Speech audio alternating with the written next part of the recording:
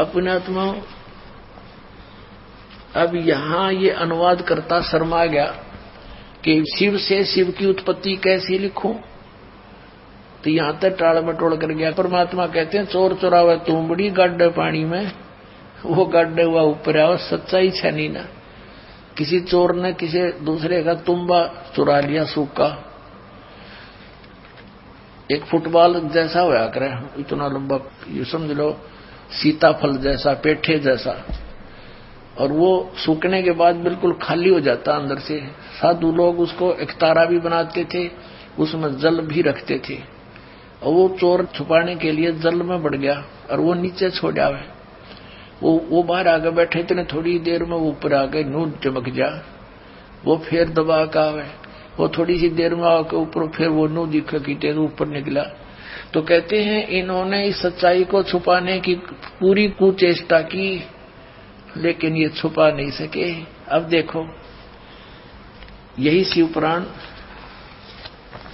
आपको दिखाते हैं। प्रश्न नंबर 24 पे, एक बार श्री ब्रह्मा जी और श्री विष्णु जी का झगड़ा हो गया इस बात पे। ब्रह्मा जी कहने लगा मैं तेरा बाप हूं, तू मेरे से उत्पन्न हुआ है, मैंने सारे जगत की रचना की है। और विष्णु जी कहने लगे मैं तेरा पिता हूं, तेरा जनक हूं, तेरी उत्पत्ति मेरी नाभि कमल से हुई है। इस बात पर दोनों का काफी युद्ध हो गया।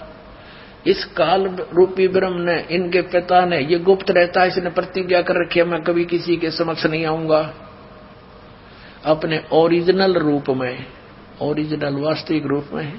जैसे ब्रह्मा विष्णु का आपस में विवाद हुआ तो शिव रूप में आ गया, कहीं पर विष्णु और शिव का विवाद होता है तो ये ब्रह्मा के रूप में खड़ा हो जाता है। तो ये समझ नहीं पाए कौन है ये, के सांग है। तो परमात्मा ने आके बताया, इसके सारे षड्यंत्र का बांडा फोड़ कर दिया। अब क्या हुआ, ये काल आके खड़ा हो गया। पहले इसने सतम पिलर डाल दिया बीच में, जिसको लिंग बोलते हैं, तेजों में लिंग खड़ा कर दिया, पिलर बहुत बड़ा। तो दोनों युद्ध करना बंद करके ब्रह्मा और विष्णु जी आश्चर्य में पड़ गए कि इतना लंबा कहां से आ गया अचानक। फिर उसको कोई ऊपर न एक नीचे न, इसमें ढूंढने लगे। लंबी कथा है, हम सॉल्व करेंगे भी। तो उसी समय ये काल आ गया वहां पर शिव रूप में, इन दोनों को समझा कि तुम भगवान नहीं हो और तुम अपने आप को भगवान मान बैठे। तो फिर इन्होंने प्रश्नोत्तरी की, वो आगे दिखाते हैं। हम अपने मतलब की वस्तु लेते हैं। ये है 24 पृष्ठ श्री विष्णु पुराण और विद्वेश्वर संहिता, और इसमें ये ब्रह्मा और विष्णु का युद्ध हुआ, इनके बीच में ये सतम खड़ा कर दिया। इसके बाद फिर काल जब ब्रह्मा आ गया इनके सामने शिव रूप में, इनकी वार्ता हुई। ब्रह्मा और विष्णु ने पूछा प्रभु सृष्टि आदि 5 कृत्यों के लक्षण क्या है, यह हम दोनों को बताइए। भगवान शिव बोले मेरे कृत्यों को समझना अत्यंत गहन है, तथापि मैं कृपा पूर्वक उन्हें उनके विषय में बता रहा हूं। ये सारा कुछ हम अपने मतलब की बात लेंगे। ये आपने पढ़ा 25 पृष्ठ पे विद्वेश्वर संहिता, संक्षिप्त शिव पुराण 26 पृष्ठ पे। अब यहां हम आ जाते हैं। अब ये काल कह रहा है ब्रह्मा और विष्णु को, पुत्रों तुम दोनों ने तपस्या करके प्रसन्न हुए मुझ परमेश्वर से सृष्टि और सचीची नामक 2 कृत्य प्राप्त किए। अब स्पष्ट है, ये बोलने वाला तीसरा है कोई। वो कह रहा है कि पुत्रों, ब्रह्मा और विष्णु को कह रहा है पुत्रों तुमने स्वयं अपनी तपस्या करके मुझसे ये 2 जॉब प्राप्त की है, 2 पोस्ट प्राप्त की हैं। कौन सी? सृष्टि और सचीथी की। अब आगे देखो, 2 कृत्य प्राप्त किए हैं, सृष्टि और सचीथी नामक। पुत्रों तुम दोनों ने तपस्या करके प्रसन्न हुए मुझ परमेश्वर से सृष्टि और सचीथी नामक 2 कृत्य प्राप्त किए हैं। ये दोनों तुम्हें बड़े प्रिय हैं। इसी प्रकार मेरी विभूति स्वरूप, यानी मेरी ही शकल के रुद्र और महेश्वर ने, ये मैं नहीं है, ने 2 अत्यंत कृत सहार और तिरोभाव मुझ से प्राप्त किए हैं। अब जो दास कंसेप्ट क्लियर करना चाहता था वो ये हो गया कि ये चार और हैं, ये बोलने वाला पांचवा है। महेश्वर, रुद्र, ब्रह्मा और विष्णु, इनका पिता है यो काल, यो पांचवा न्यारा है। इति सिद्धम कि ब्रह्मा विष्णु महेश के पिताजी कौन है? काल रूपी ब्रह्म। अपने आत्माओं 600 वर्ष पहले भगवान कबीर साहब ने कहा था, अब मैं तुमसे कहूं चिताई, त्रिदेवन की उत्पत्ति वाई। मां अष्टंगी पिता निरंजन, ये जमदारुण वंशन अंजन। पहले की निरंजन राई, पीछे से माया उपजाई। माया रूप देख अति शोभा, देव निरंजन तन मन लोभा।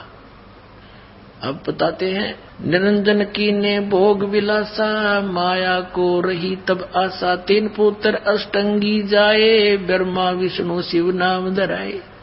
कति सिंपल लैंग्वेज में मालिक ने इस सूक्ष्म वेद में बता रखा है कि इस काल रूपी ब्रह्म सरपुरुष की और दुर्गा के संयोग से दुर्गा को आशा रही, प्रेग्नेंट हुई, फिर उन 3 पुत्रों की उत्पत्ति की। कति क्लियर कर दिया। और फिर मालिक ने एक शब्द और बोला, गुण तीनों की भक्ति में ये भूल पड़ो संसारे। कहे कबीर निज नाम बिना कैसे उतरो पारे। 3 देव की जो करते भक्ति, उनकी कदे ना हो मुक्ति। कंसेप्ट क्लियर हो गया तो नासवान है, और इनकी भक्ति करने से वो पूर्ण मोक्ष कैसे प्राप्त होगा? जहां जाने के बाद फिर लौटकर कभी संसार में नहीं आते, ये आप जन्मते मरते हैं। तो इसके लिए इन्हीं पवित्र सदग्रंथों से प्रमाणित करेंगे आपके लिए। पहले तो ये प्रमाणित करते हैं ये 3 गुण क्या है। रजगुण ब्रह्मा, सतगुण विष्णु, तमगुण शिव जी। वैसे तो बहुत बार आ चुका है, फिर भी पुण्यात्माओं ये अज्ञान भी हमारे अंदर हजारों वर्षों से फीड किया गया, झूठा लगातार लगातार फीड कर दिया, हम यहां तक भर दिए इस अज्ञान से। अब ज्ञान सुनते हैं तो हमें अंदर जगह नहीं, लेकिन ये ऐसा ज्ञान है कि अपनी जगह बनाएगा, उसको बाहर फेंक देगा उठा करके। अब देखना मार्कंडेय पुराण में स्पष्ट किया है। ये अपने पवित्र पुराण सदग्रंथ हैं, जिनको हम सर्वधार्य मानते रहे, पढ़ते रहे और खरीदते रहे। ये गीता प्रेस गोरखपुर से प्रकाशित है। प्रकाशक एवं मुद्रक हैं गीता प्रेस गोरखपुर, गोविंद भवन कार्यालय कोलकाता का संस्थान। अब इसके 123 पृष्ठ पर ले चलते हैं आपको। 123 पृष्ठ पे अब यहां से शुरू करेंगे, 122 से हम संक्षिप्त मार्कंडेय पुराण। यहां देखिएगा, मार्कंडेय जी बोले, ये मार्कंडेय जी का ही आगे ज्ञान है। यहां आ जाते इसके सामने हम।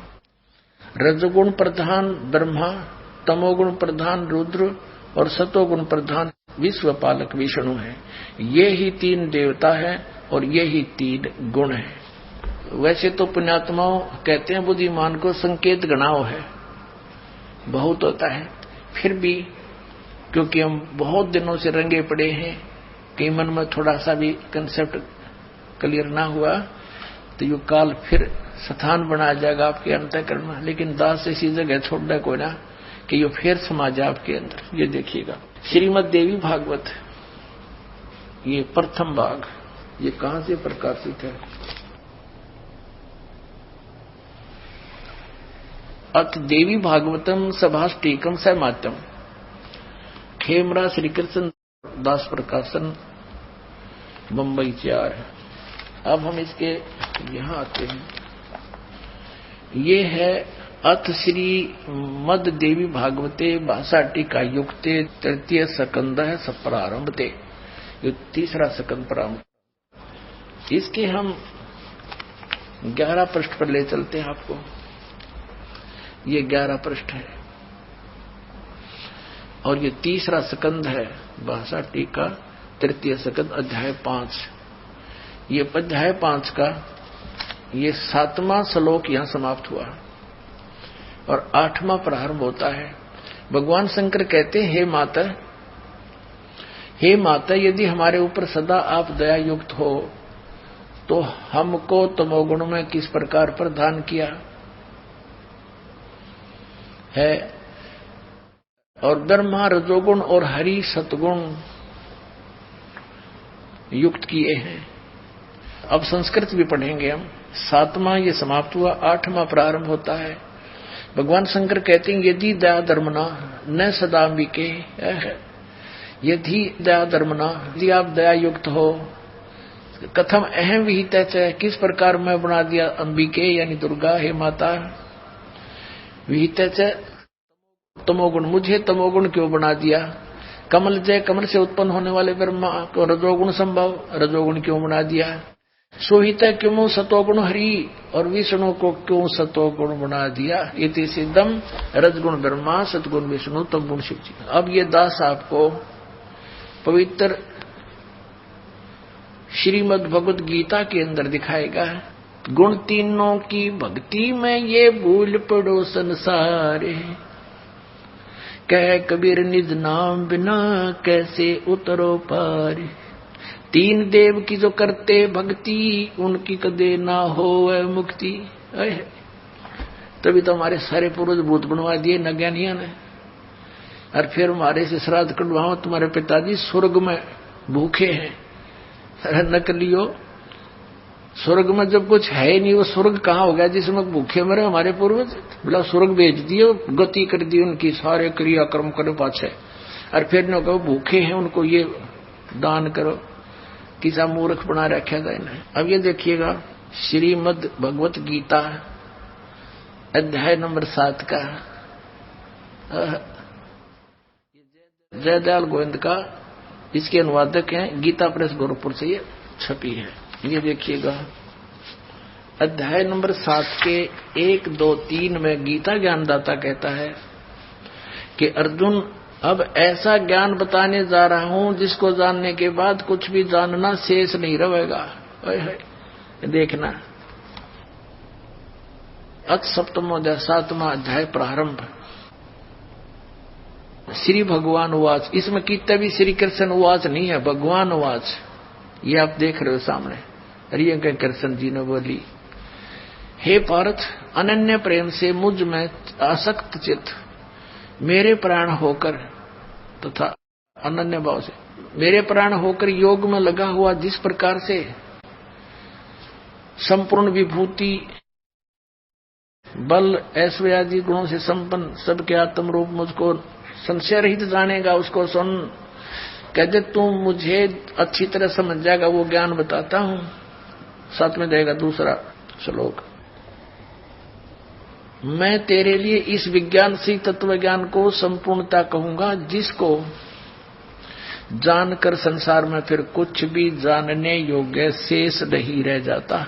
अध्याय नंबर 7 के और श्लोक नंबर 12 पे, क्योंकि ताजा ताजा सिद्ध हुआ है कि रजगुण ब्रह्मा है, सतगुण विष्णु, तमगुण शिव जी, ये याद रखना।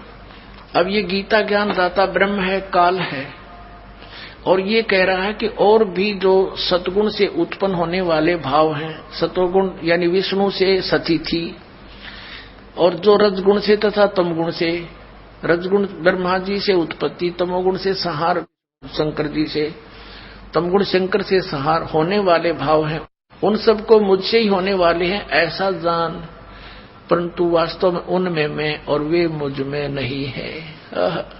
अब पुण्यात्माओं, इस काल भगवान को 1 लाख मानव शरीरधारी प्राणियों के शरीर से निकले गंध को खाने का श्राप लगा हुआ है, जिस कारण से इसने अपने तीनों पुत्रों को ये यहाँ की व्यवस्था दे रखी है कि ब्रह्मा जी रजोगुण है, जिसके प्रभाव से हम संतानों उत्पत्ति करते सभी प्राणी विवश होकर के, जीव के बस की नहीं। और सतोगुण श्री विष्णु जी के सतोगुण के प्रभाव से हम एक दूसरे में जकड़े हुए हैं, हमारे अंदर इतनी ममता भर रखी है, हमारे बस का नहीं से दूर हो सके। और तीसरा जो संहार करता है शंकर भगवान, ये भी काल का पुत्र है। तो इन तीनों से ये कहता है कि जो रजगुण से होता है वो ब्रह्मा जी से उत्पत्ति और विष्णु जी से स्थिति और शिव जी से सहार जो कुछ भी हो रहा है इसका निमित्त कारण तो मैं ही हूं, पर मैं इनके सामने नहीं आता, इनसे अलग रहता हूं। अब आगे चलते हैं, देखिएगा अध्याय नंबर 7 और श्लोक नंबर आपने 12 पढ़ लिया।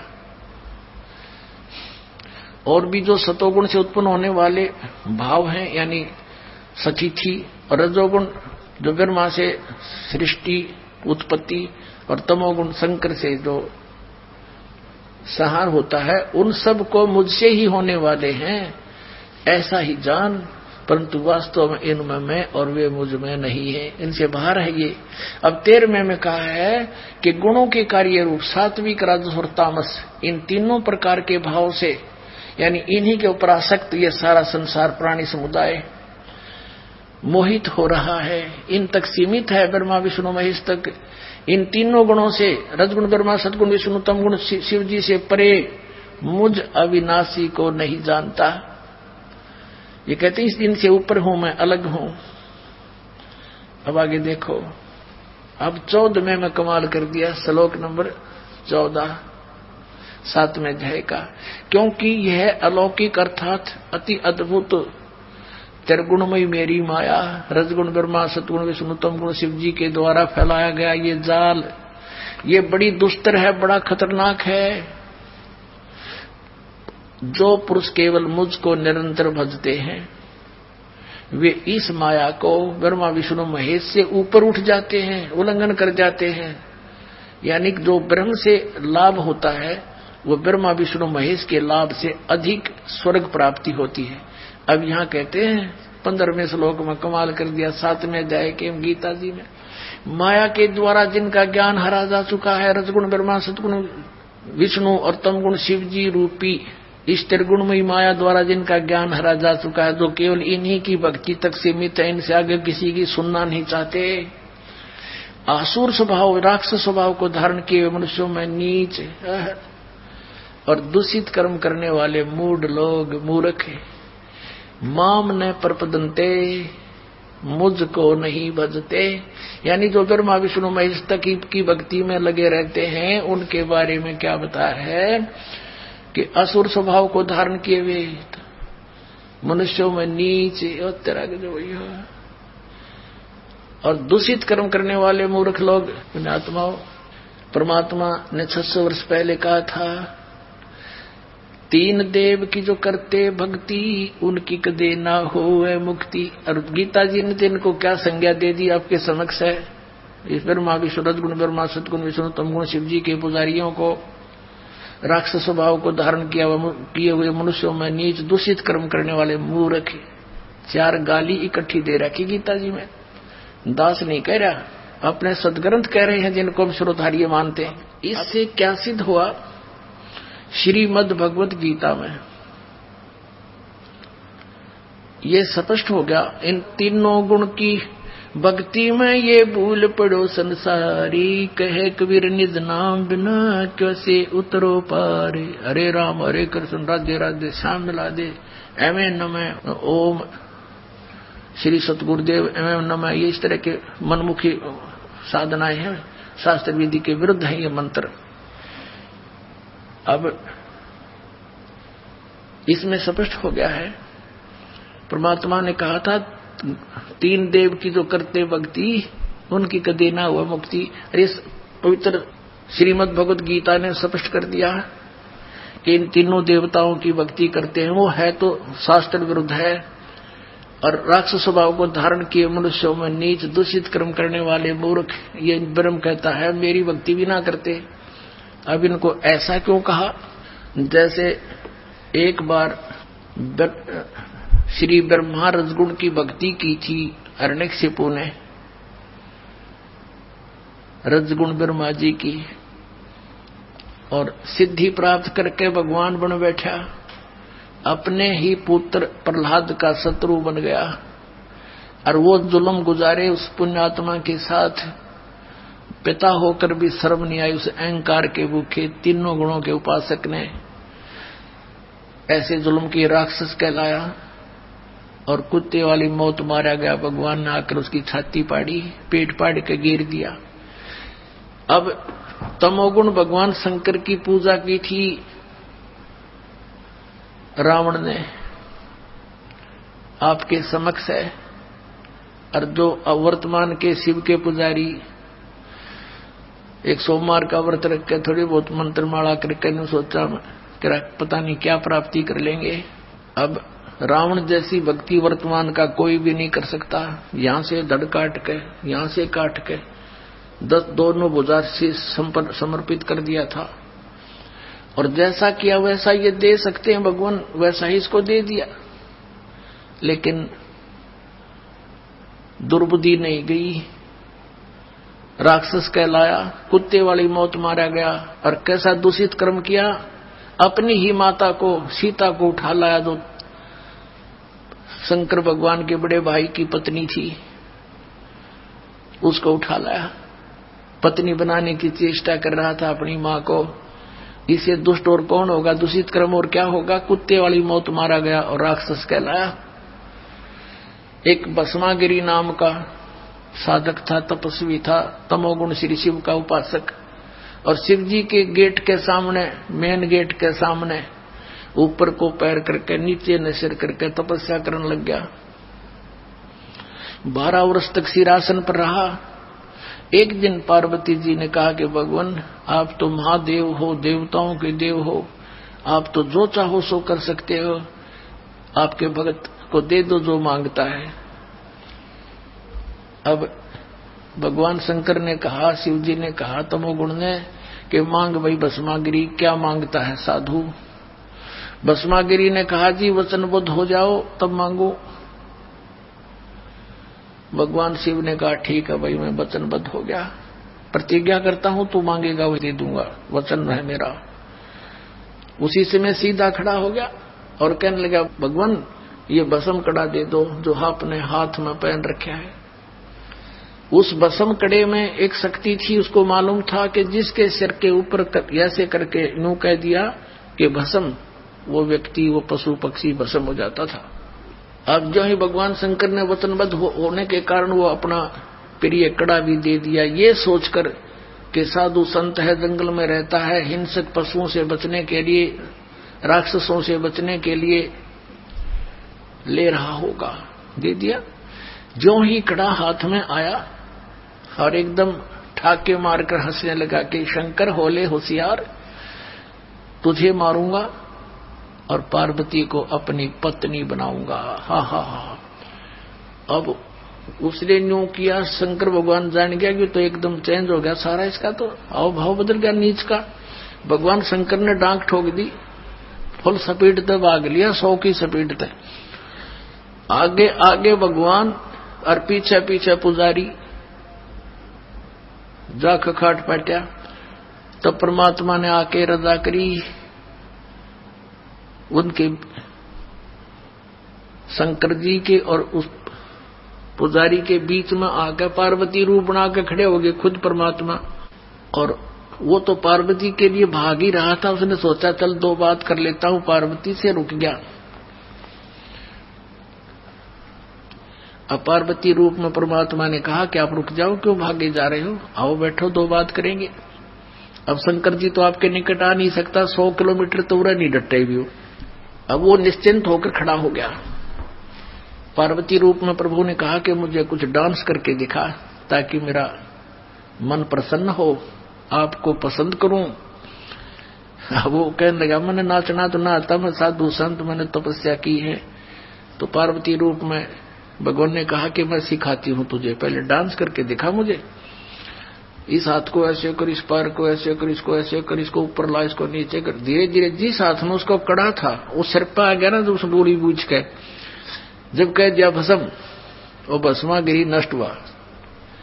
अब उस कड़े को लेकर विष्णु रूप धारण करके परमात्मा शंकर भगवान के से काफी आगे खड़े हो गए और कहा कहां दौड़ रहे हो। बोले नाथ कहां चले, शंकर जी कहां जा रहे हो कि भाग ले विष्णु भाग ले, पीछे एक दुष्ट आ रहा है, उसने मेरे से धोखा किया है।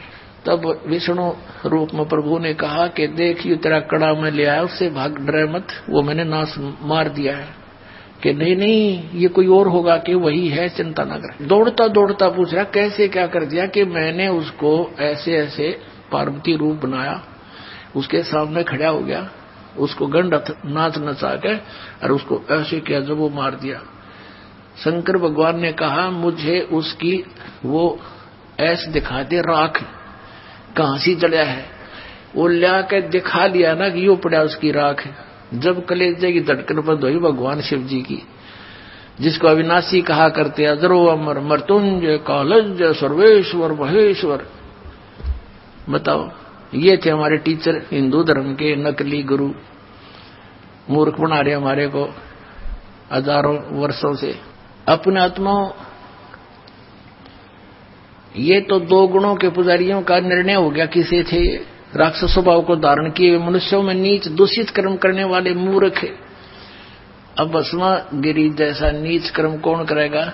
भगवान की पत्नी पे, और नीत खराब कर दिया अपनी मां पे। तो इसे दुष्ट गीता जी में कहा है, राक्षस स्वभाव को धारण किए। भस्मा असुर कहलाया, भस्मा राक्षस कहलाया, भस्मा गिरी से। अब सतोगुण श्री विष्णु जी के पुजारी वैष्णो धर्म, वैष्णो साधु होते हैं। एक समय हर की पैड़ी हरिद्वार के अंदर एक कुंभ के पर्व की, कुंभ के मेले की, त्योहार की पर भी लगी। हर की पैड़ियों पर वो पर भी लगनी थी, वहां स्नान करना था। तो सभी ये षटदल बोले हैं न, 6 प्रकार के को गिरी, पुरी, नागा, सन्यासी, वैष्णो, नाथ, ये षटदल कहलाते हैं। दल माने संख्या, अलग अलग ग्रुप, दल माने पूरा समूह। तो ये सब षटदल अपने अपने स्थान पर, अपने अपने डेरों में, अपने अपने ग्रुप में, गिरियों में गिरी, पुरियों में पुरी, सन्यासियों में सन्यासी, नागाओं में नागा, वैष्णवों में वैष्णव साधु जाकर के अपने ग्रुप में वहां हरिद्वार में इकट्ठे हो गए। ये ऐसा ही करते हैं। और जब स्नान करने का समय आता है, उस समय ये सभी चल पड़ते हैं अपने मुखिया के पीछे पीछे।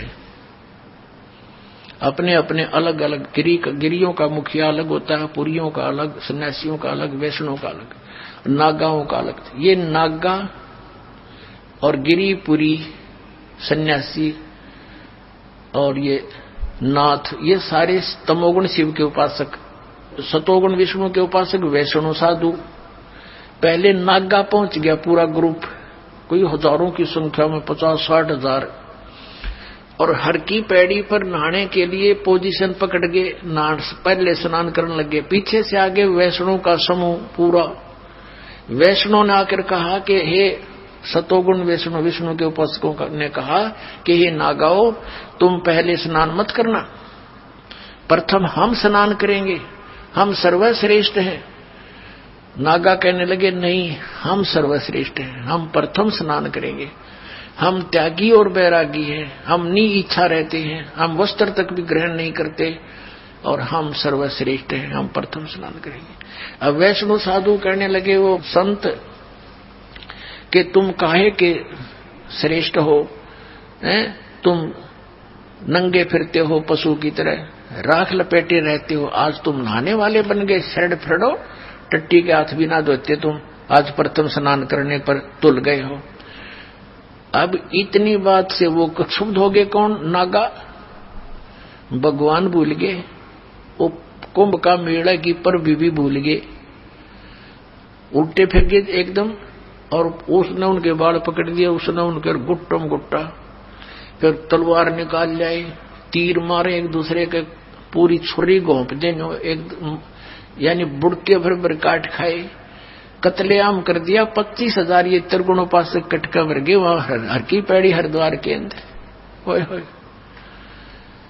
अब इसके विषय में सुख संवेद में कहा है, तीर तुपक तलवार कटारी जमदड़ जोर बदावे हैं, हर पैड़ी हर हेत न जाण्या वाजा तेग चलावे हैं, काटे शीस नहीं दल करुणा ये जग में साध कवावे हैं, जो जन इनके दर्शन को जावे उनको भी नरक पठावे हैं। ओए होए। 4 पंक्तियों में निर्णय दे दिया सुख संवेद में परमात्मा ने, कबीर भगवान ने, कि तीर तुपक तलवार कटारी और डट के लठ बजावे हैं, जमदड़ जोर बजावे हैं।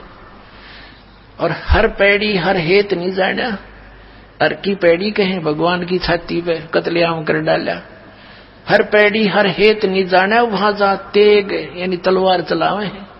और काटे शीस नहीं दिल करुणा, ये जग में साधक वावे हैं। इन्हें तुम संत भी कहती हो। और जो जन इनके दर्शन को जावे उनको भी नरक पठावे, उन भी ये पाठ पढ़ाओगे, ऐसे उनको बना देंगे। आज तक ये कैसा जुल्म करते रहे, हिंदू मुसलमानों को मार डालते हैं इन्हीं के बहकाए हुए, और मुसलमान हिंदुओं का काट डालते हैं और काजी और मुल्लाओं के बहकाए हुए। तो पुण्यात्माओं, जब तक हम तत्व ज्ञान से परिचित नहीं होंगे, हमारी ऐसे ही ये हमारी दुर्बुद्धि बनाए रखते हैं, हमारा दुरुपयोग करते हैं ये मूर्ख लोग अपने स्वार्थ के वास्ते, ये गुरु। अब हर पैड़ी हर हेत नहीं जाना, वहां जाते एक जलावे हैं और काटे शीस नहीं दिल करुणा, दया नींद के अंदर। अरे न साधु कहो तुम, ये जग में साधक वावे हैं। आइए अब हम उन श्रद्धालुओं के अनुभव जानते हैं जो जगत गुरु तत्वदर्शी संत रामपाल जी महाराज जी से दीक्षा प्राप्त कर चुके हैं तथा उनके द्वारा बताए गए भक्ति मार्ग पर चल रहे हैं। सर, क्या सुन नाम है आप जी का? जी, दास का भूदेव दास नाम है। सर, कहाँ से आए आप? ग्राम मंडौरी, कस्बा नेहटोर के पास, डिस्ट्रिक्ट बिजनौर में पड़ता है, तहसील धामपुर। सर, परम संत सतगुरु रामपाल जी महाराज की शरण में आने से पहले आप कौन सी भक्ति करते थे? जी, मैं पहले रविदास जी की भक्ति करता था, नामदान नहीं ले रखा था। तो जो भक्ति आप रविदास जी की करते थे, वो भक्ति कैसे करते थे आप? जैसे एक दो वाणी किताब से याद कर रखी थी, ऐसे ही घर पे बैठ के उनका उच्चारण करता था। तो जो वाणियां आप पढ़ते थे, उनका उच्चारण करते थे, उससे आपको क्या लाभ मिलता था? वैसे कोई किसी तरह का ऐसा लाभ तो नहीं मिल पाया भक्ति करने से।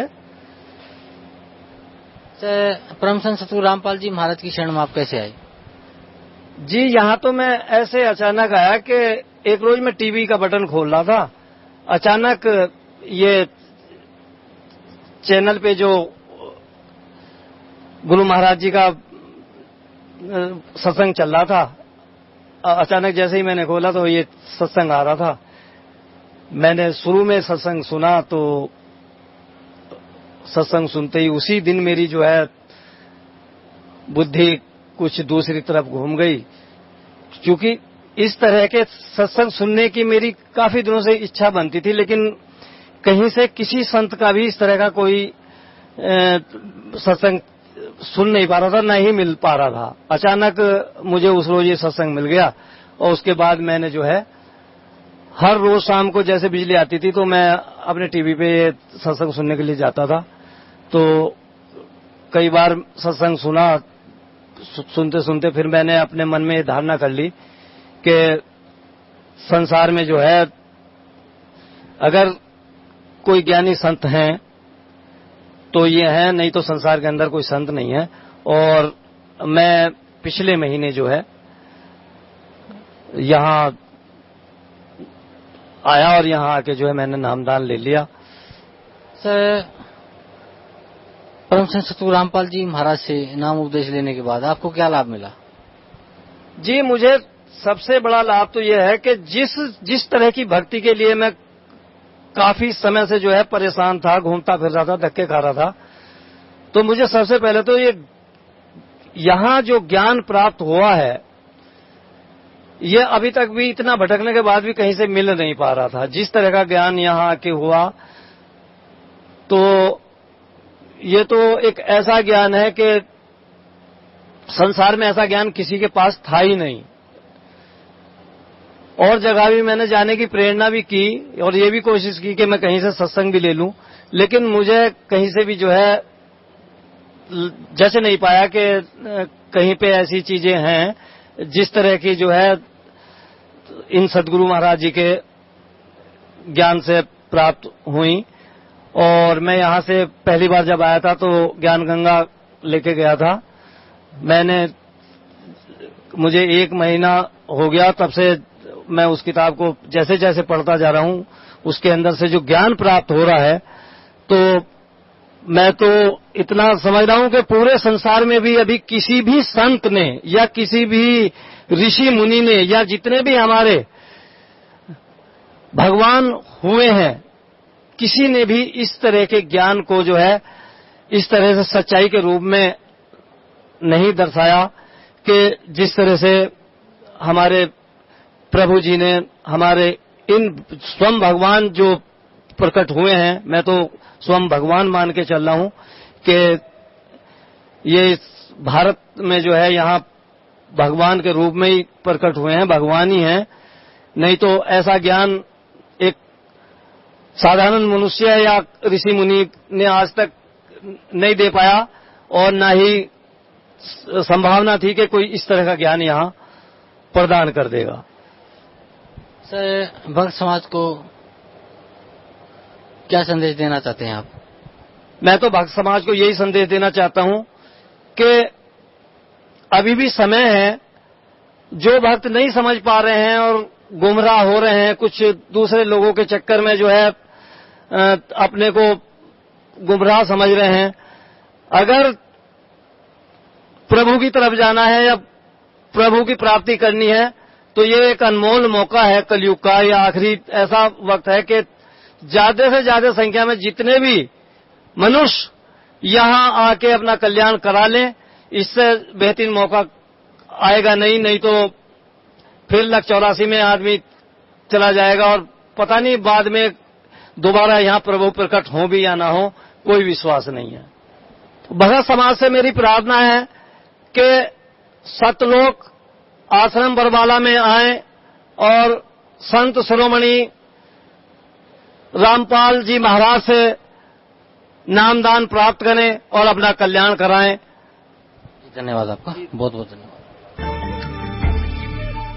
अभी आपने सुने जगत गुरु तत्वदर्शी संत रामपाल जी महाराज के विचार, और आइए अब जानते हैं पवित्र हिंदू धर्म के आदरणीय सर्वशीर्ष शंकराचार्य के विचार। जी, हमने सुना है चारों वेदों वाला ज्ञान ही श्रीमद् भगवत गीता में संक्षिप्त करके कहा गया है। क्या आप इस बात से सहमत हैं और क्यों? ऐसा है कि श्लोक है, सर्वोपनिषदो गावो दुग्धा गोपाल नंदना पार्थो वत्स सुधीर भोक्ता दुग्धम गीतामृतम महत्।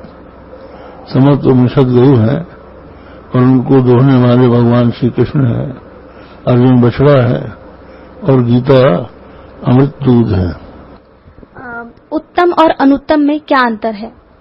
उत्तम कहते हैं जो श्रेष्ठ हो और अनुत्तम उसको कहते हैं जिससे श्रेष्ठ कोई ना हो। गीता अध्याय 7 श्लोक 18 में गीता बोलने वाला भगवान अपनी साधना को अनुत्तम क्यों कह रहे हैं? इसलिए कह रहे हैं कि उनकी साधना वेद प्रतिपाद्य है, तो वेद के अनुसार साधना करना सर्वश्रेष्ठ है, उससे श्रेष्ठ कोई नहीं। जी महाराज जी, मेरा अगला सवाल ये है कि गीता ज्ञान दाता गीता अध्याय 18 श्लोक 62 में अपने से किसी अन्य परमेश्वर की शरण में जाने को कह रहा है, वो परमेश्वर कौन है? कहाँ पर क्या कहा है? गीता ज्ञान दाता गीता अध्याय 18 श्लोक 62 में। अच्छा, 18 में तो ये है कि ईश्वर सर्वभूतानां, श्लोक बोल देते हैं, हृदय सेर्जुन तिष्ठति भ्रामयन् सर्वभूतानां हृदय सेर्जुन तिष्ठति तमेव शरणं गच्छ सर्वभावेन भारत तत्प्रसादात् परम शांतिम स्थानम प्राप्स्यसि शाश्वतम। इस श्लोक का आप उल्लेख कर रही हैं। इसका अर्थ यह है कि ईश्वर सब प्राणियों के हृदय देश में रहता है और उनको उनके कर्मानुसार भ्रमाता है। उस परमात्मा की सर्वभाव से आप शरण में जाइए, उसके प्रसाद से आपको परम शांति और शाश्वत स्थान प्राप्त होगा। ये कहने पर अर्जुन को संतोष नहीं हुआ, तो अर्जुन को भगवान ने बताया कि वो मैं ही हूं। सर्वधर्मान परित्यज्य मामेकं शरणं व्रज। जी, श्रीमद् भागवत गीता 18 श्लोक 66 में ब्रज शब्द है। इसका अर्थ जाना, प्रस्थान करना है, परंतु सर्व अनुवाद कर्ताओं ने ब्रज का अर्थ आना किया है। कृपया इसे स्पष्ट करें। ऐसा है, ब्रज घतौ धातु है, तो ब्रज घतौ धातु के इसमें आता है गति अर्थक है। ये गति के 4 अर्थ होते हैं, गति गमन, गति ज्ञान, गति मोक्ष, गति प्राप्ति। तो यहाँ पर जो गत्यर्थक ब्रज धातु है उसके लोट लकार के मध्यम पुरुष के एक वचन में ब्रज बनता है। तो ब्रज का अर्थ है अवगच्छ, अर्थात मुझको जान। नैनम अविदितो देवो भुनक्ति। ये सिद्धांत है कि जब तक परमात्मा को नहीं जान लेता तब तक परमात्मा उसकी रक्षा नहीं कर सकता, इसलिए तुम उस परमात्मा को जानो। अभी आपने सुने शारदा द्वारका पीठ तथा ज्योतिर्मठ बद्रीनाथ पीठाधीश्वर शंकराचार्य स्वरूपानंद सरस्वती जी महाराज के विचार। और आइए अब जानते हैं पुरी पीठाधीश्वर शंकराचार्य स्वामी श्री निश्चलानंद सरस्वती जी महाराज के विचार। शंकराचार्य जी, हमने सुना है कि चारों वेद वाला ज्ञान ही श्रीमद् भगवत गीता में संक्षिप्त करके कहा गया है, क्या आप सहमत हैं? तो महाभारत में भी लिखा है, सर्वोपनिषदो गावो दुग्धा गोपाल नंदना। वेदों का तात्पर्य, वेदों का जो शिरोभाग उपनिषद है उसमें संहित है। उपनिषदों का मंथन करके श्रीमद् भगवत गीता की अभिव्यक्ति हुई है। तो शंकराचार्य जी, उत्तम और अनुत्तम में क्या अंतर है? अच्छा, यदि गीता में आया है अनुत्तम, मतलब जिसके समान और कोई उत्तम न हो, उत्कर्ष उत्कृष्ट का अर्थ होता है।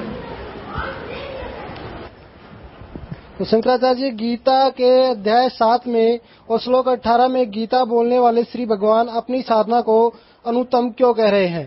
अनुत्तम का अर्थ होता है सर्वोत्तम, सर्वोत्कृष्ट। अनुत्तम का अर्थ उत्तम रहित, हीन वहां पर नहीं है। वो व्याकरण की दृष्टि से उसका अर्थ मैंने बता दिया।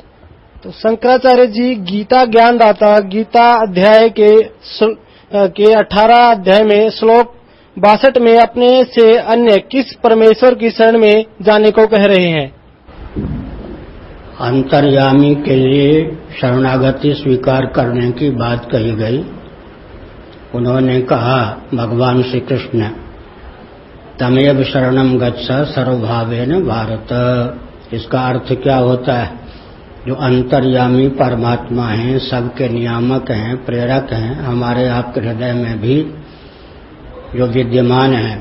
बृहदारण्यक उपनिषद में पृथ्वी, पानी, प्रकाश, पवन, आकाश में भी रहकर उसका जो नियमन करते हैं, प्रत्येक व्यक्ति के शरीर, इंद्रिय, प्राण, अंतःकरण के जो नियामक हैं, उस अंतर्यामी की शरणागति स्वीकार करने की बात भगवान ने कही। माम एकम शरणम व्रजा। वह जो अंतर्यामी पर ब्रह्म परमात्मा तत्व है, सर्वेश्वर है, वही तुम्हारे सामने मैं श्री कृष्ण के रूप में प्रस्तुत हूँ। तो अपने से पृथक के प्रति नहीं भेजा। जिस अंतर्यामी के प्रति अर्जुन को कहा कि प्रपन्न हो जाओ, शरणागति हो प्राप्त करो, अंत में कहा कि उस अंतर्यामी का मूर्त रूप श्री कृष्ण में तुम्हारे सम्मुख हूँ। माम एकम शरणम व्रजा भी कहा। उस अंतर्यामी का और श्री कृष्ण ने अपना एकत्व भी स्थापित किया है। श्रीमद् भगवत गीता अध्याय 18 श्लोक 66 में व्रज शब्द है। इसका अर्थ जाना, प्रस्थान करना है, परंतु सर्व अनुवादकर्ताओं ने व्रज का अर्थ आना किया है। कृपया स्पष्ट करने का प्रयत्न करें। प्रश्न जिन्होंने बनाया है उन्होंने अपने स्तर से बताया कि सभी अनुवाद करने वालों ने ज्ञान के अतिरिक्त अर्थ किया है। ऐसी बात नहीं है। व्रज का अर्थ अवगच्छ, निश्चिन्न भी होता है, जैसा कि प्रश्नकर्ता ने बताया।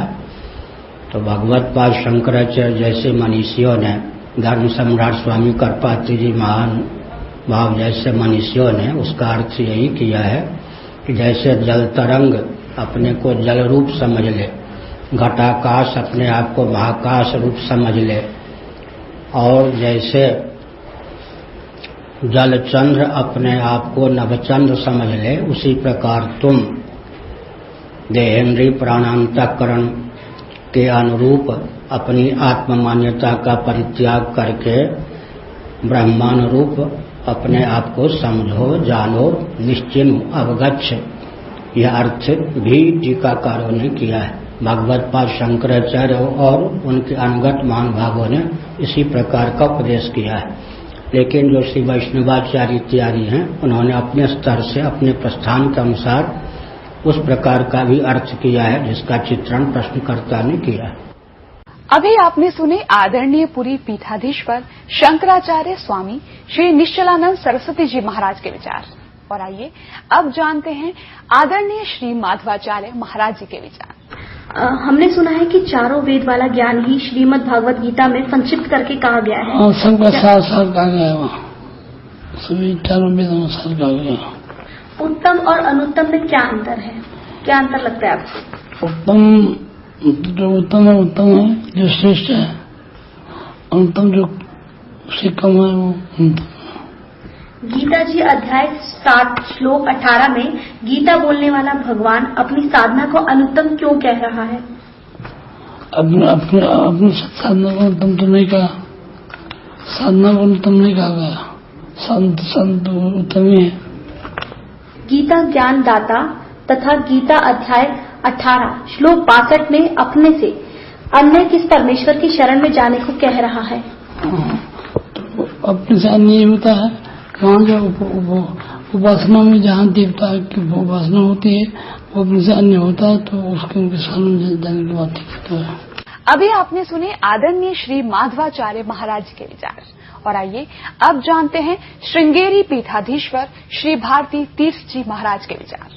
हमने सुना है कि चारों वेदों वाला ज्ञान ही श्री भगवत गीता में संक्षिप्त करके कहा गया है। क्या आप इससे सहमत हैं? हाँ ठीक, गीता तो उपनिषदों का सारभूत है। उत्तम और अनुत्तम में क्या अंतर है? जो उत्तम है वो तो हमेशा सच्चे चरित्र वाला होता है, सत चरित्र वाला होता है। अनुत्तम जो है उससे विपरीत होता है अनुत्तम, जिसका चरित्र सही नहीं वही अनुत्तम है। गीता जी अध्याय 7 श्लोक 18 में गीता बोलने वाला भगवान अपनी साधना को अनुत्तम क्यों कह रहा है? अपनी साधना अनुत्तम शब्द का अर्थ आप समझे नहीं। वहाँ अनुत्तम शब्द का अर्थ है जिससे उत्तम नहीं हो वो। सामान्य रूप से अनुत्तम शब्द का अर्थ उत्तम से भिन्न। वहाँ का अनुत्तम शब्द का अर्थ है जिससे उत्तम और कोई नहीं हो वो है। इसलिए वहाँ अनुत्तम शब्द का अर्थ है सर्वोत्कृष्ट। गीता ज्ञानदाता गीता अध्याय 18 श्लोक 62 में अपने से अन्य किस परमेश्वर की शरण में जाने के लिए कह रहा है? अपने से अन्य कोई नहीं। भगवान वहाँ तो कहा, लेकिन भगवान ने कहा मत्तः परतरम नान्यत् किंचिदस्ति धनंजय, मुझसे परे और कुछ भी नहीं, ऐसे कहा थे ना। इसीलिए वो ईश्वर भी वही भगवान ही है। श्रीमद् भगवद गीता अध्याय 18 श्लोक के 66 में ब्रज शब्द है, ब्रज शब्द है जी। इसका अर्थ जाना अर्थात प्रस्थान करना है, परंतु अनुवादकर्ताओं ने ब्रज का अर्थ आना किया है। कृपया स्पष्ट करें। ब्रज का जाना प्रस्थान करना वो तो मामूली अर्थ है, लेकिन संस्कृत के कुछ पदों को वहाँ के संदर्भानुसार अर्थ करना पड़ता है। इसलिए वहाँ के संदर्भानुसार ब्रज इसका अर्थ जो अनुवादकों ने किया है शरण में आओ, वही तो सही है। अभी आपने सुने पवित्र हिंदू धर्म के आदरणीय सर्वशीर्ष शंकराचार्य के विचार। और आइए अब जानते हैं जगत गुरु तत्वदर्शी संत रामपाल जी महाराज के विचार।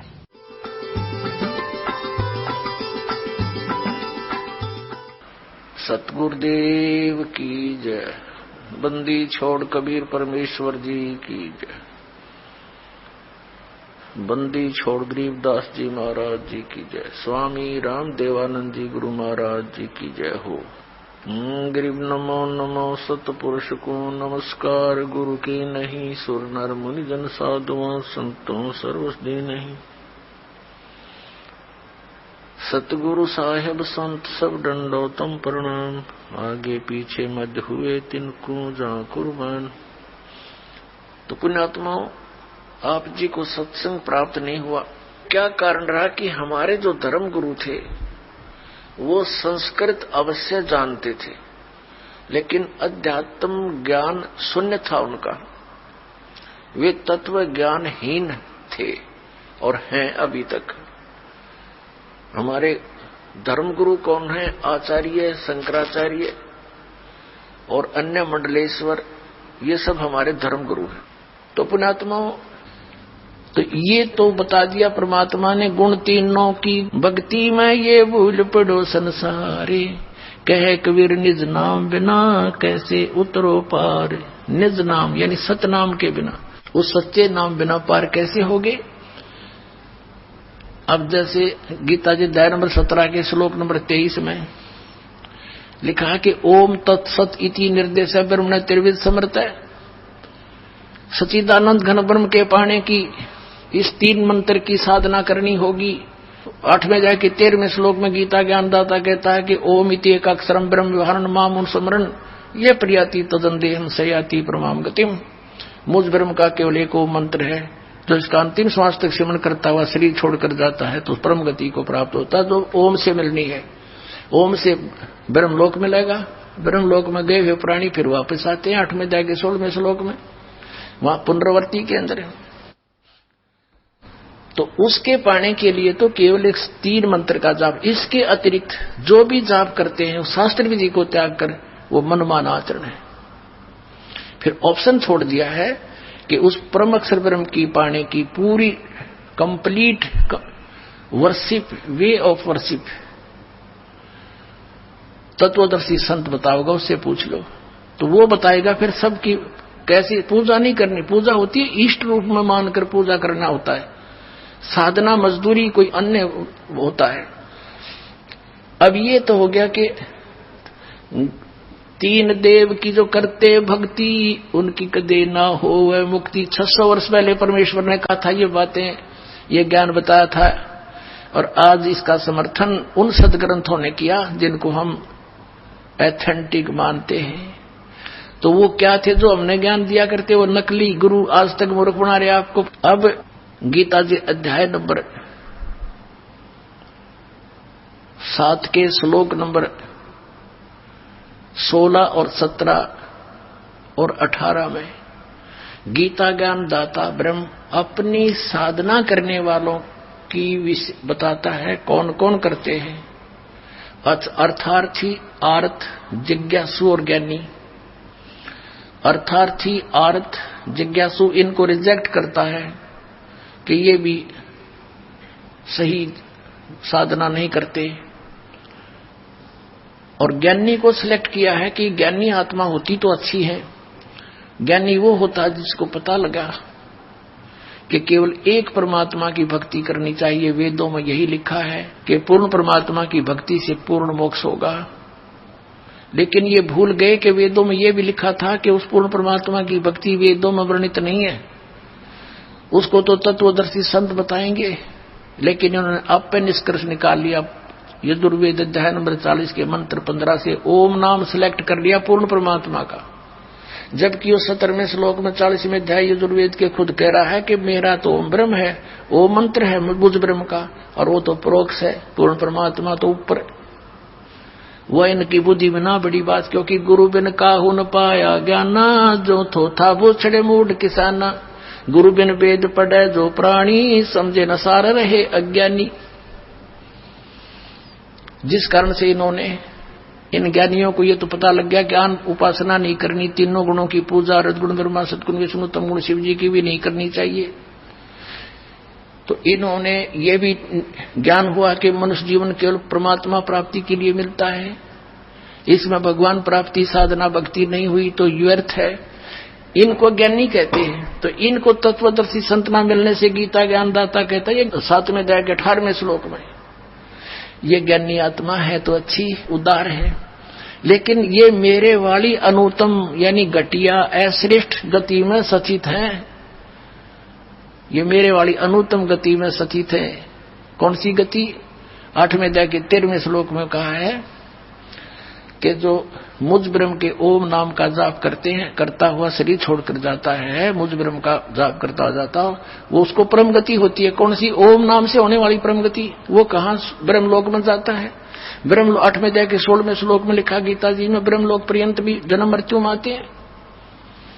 और गीता के अन्नदाता स्वयं कहता 4थे अध्याय के 5वें श्लोक में है, और 9वें श्लोक में, 2 अध्याय के 12वें श्लोक में, 10वें अध्याय के 2 श्लोक में गीता जी में कि तेरे और मेरे बहुत जन्म हो चुके हैं, अर्जुन तो नहीं जानता, मैं जानता हूं। फिर जब तक जन्म मृत्यु है, फिर 18वें अध्याय के 62वें श्लोक में कहा कि तू सर्वभाव से उस परमेश्वर की शरण में जा जिसकी कृपा से तू परम शांति को और सनातन परम धाम को प्राप्त होगा, उसकी कृपा से ही। तो इससे सिद्ध हो गया कि गीता ज्ञानदाता से कोई और है सुप्रीम पावर, जिससे पूर्ण मोक्ष होगा। 15वें अध्याय के 4थे श्लोक में कहा कि तत्वदर्शी संत की प्राप्ति के पश्चात परमेश्वर के उस परम पद की खोज करनी चाहिए, जहां जाने के बाद साधक फिर कभी लौटकर संसार में नहीं आता, और केवल उसकी पूजा करो, अन्य की सब त्याग दो। अपनी पूजा को रिजेक्ट करता है वो, पूजा माने इष्ट रूप में मानना। तो यहां इन अज्ञानियों से, अनाड़ियों से कोई पूछता है कि गीता जी अध्याय नंबर 7 के श्लोक नंबर 18 में गीता ज्ञानदाता अपनी गति को भी अनुत्तम क्यों बताता है? तो कहते हैं उसका अर्थ अनुत्तम नहीं, सर्वश्रेष्ठ मानो, जिससे उत्तम कोई और गति ना हो, जिसको प्राप्त हो जाता है उसके बाद और कुछ जानना शेष रहता, इसलिए इसको अनुत्तम, वो अनुत्तम गति है। मूर्ख बना रहे। 4ठी कक्षा के बालक ने पूछ ले, अगर इससे अधिक अच्छी कोई श्रेष्ठ गति नहीं होती, इनकी बात मान ले, तो ये 18वें अध्याय के 62वें श्लोक में कह रहा है कि उसकी शरण में जा, सर्वभाव से उस परमेश्वर की शरण में जा जिसकी कृपा से तो परम शांति को प्राप्त होगा।